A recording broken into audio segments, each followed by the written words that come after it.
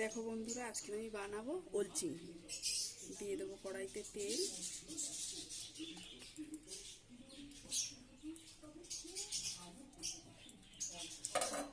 চিংড়ি মাছগুলোকে নুন হলুদ মাখিয়ে নিয়েছি, ভেজে নেব।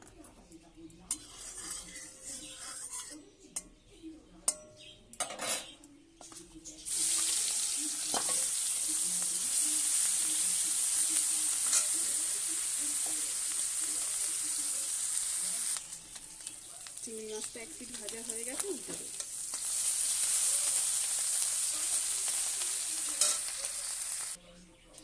চিংড়ি মাছটা ভাজা হয়ে গেছে, তুলে নেব।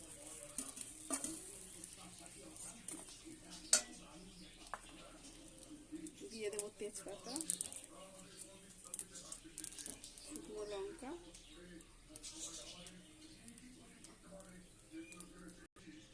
পাঁচ ফোড়ন,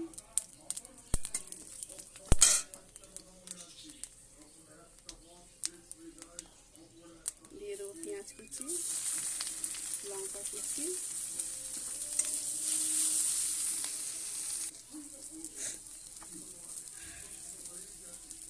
দিয়ে দেবো লবণ, হলুদ। দেখো বন্ধুরা, ওলটাকে আমি সিদ্ধ করে রেখেছিলাম, এবার এটাকে একটু মেখে নেবো ছোট ছোট করে।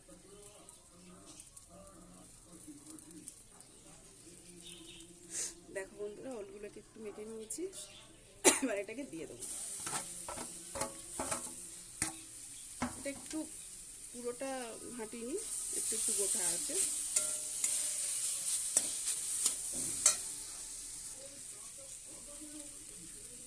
এবার দিয়ে দেবো জল।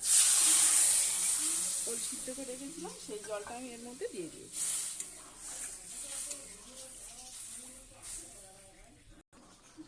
ভেজে রাখা চিংড়িগুলোকে দিয়ে দেবো।